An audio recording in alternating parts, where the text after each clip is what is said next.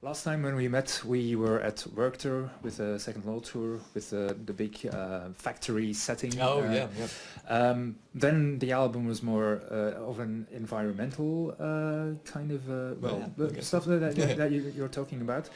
This time it's even more political with drones. How important is that to have that kind of current affairs reflected in music? I don't think it's essential, but I think for me it's a case of it's just a reflection of the things that I'm interested in naturally. You know, I think for me there's only so many songs you can write about personal experiences, like personal life, you know, love, emotions and things like this.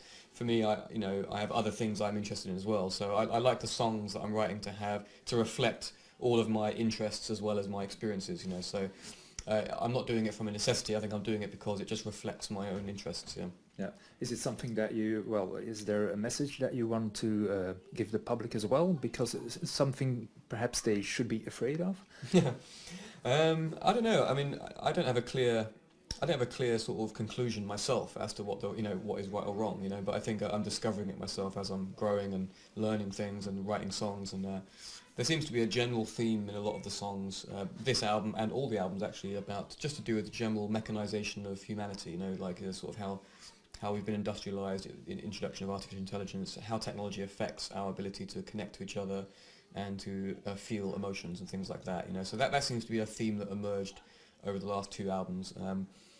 I guess if there was a message, I think it's just to beware. I guess, you know, beware of in this album is obviously talking about drones and artificial intelligence being used in warfare, you know, and how dangerous this can be, because often the cutting edge of technology is first seen in war. You know, sad but true. You know, like, so we see, you know, drones have been used for like the last 15 years in warfare, and now we're starting to see them being used more for like fun and everything. But so that would be my in the future. I'm thinking, like, as in the next music things would be like, I'm interested in artificial intelligence, you know, because already you see a lot of the implementations of being used in warfare, which is quite scary. So, but as time goes on, it seems to be a constant sort of degrading of human thinking and a sort of promoting of machine thinking, you know. Yeah. And I think that's the sort of I'm skeptical about that direction. Skeptic or scared? Skeptical. I think because I think there's an assumption that efficiency is the best thing, you know, and I think this assumption might be incorrect, you know. I think you know, humans have this built-in assumption that doing something faster or more efficiently is obviously better, you know. And I think that there's a sort of a part of human nature where we feel this might not be wise, you know. There's something about it. There's something that's lost by assuming that efficiency is the best thing. And so what was the question? What was the I veered off. If you were scared of that possible future where everything is more industrialized and more tech savvy, but in a bad way.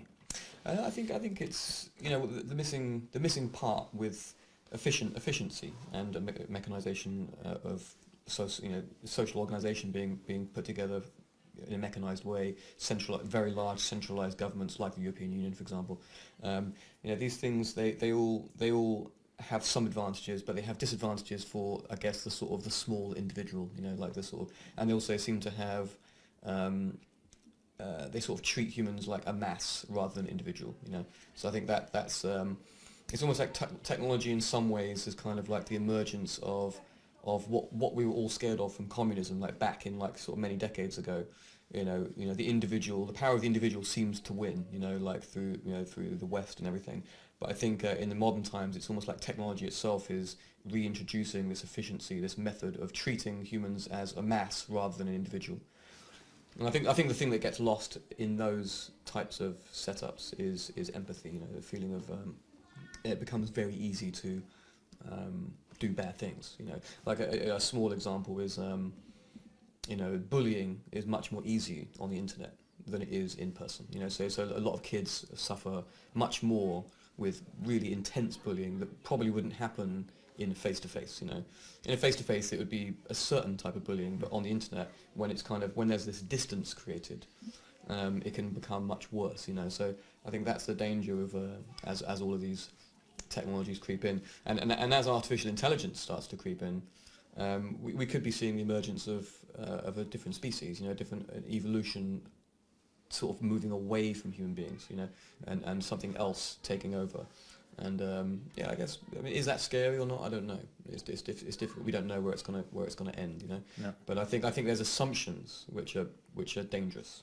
The assumption that it's okay is a dangerous assumption. Yeah, there's a lot of technology used in the show as well. Yeah, drones flying over people's lots of heads. artificial intelligence as well. Yeah, it's like you really want to confront people with what's possible in the future, no? Yeah. We've always used the latest techs and things like that, and on this show we have autonomous moving flying objects. I think I'm not sure if we have everything here, because I think the shape of the venue means there's some things we can't do, but we'll see. Okay. But it's we like you learn from interacting with things, you learn from doing things, so it's not until you start to sort of work with this technology that you realise how difficult it is sometimes, and how complicated it is, and how strangely how the strange effect it has on the show. Like, so there's elements of our show where I do feel like my humanity is being overtaken by all of this technology, and I guess that in some ways is a reflection of some of the meaning of the songs as well. Yeah. Okay. If you take the concept of the album and the way that the tour is going, and the tour is being put forward to the public, could you agree that this might be, drones might be this generation's The Wall? I don't know. I don't know about that. I think that. I think music itself was in the 60s and 70s the medium of music was probably had bigger exposure and more influence over people than it does now. I think nowadays people have so many different songs and different pieces of music, and they also have so many different types of entertainment that I'm not sure if music has the same dominating effect that it had back then. But yeah, I guess from a metaphor point of view, it's similar in some ways, to a modern version of The Wall, I guess. It has something in common. Yeah. Well, looking forward to the show tonight. Cool. Thanks for talking to us. Thanks so much. Cheers. Thank you very much.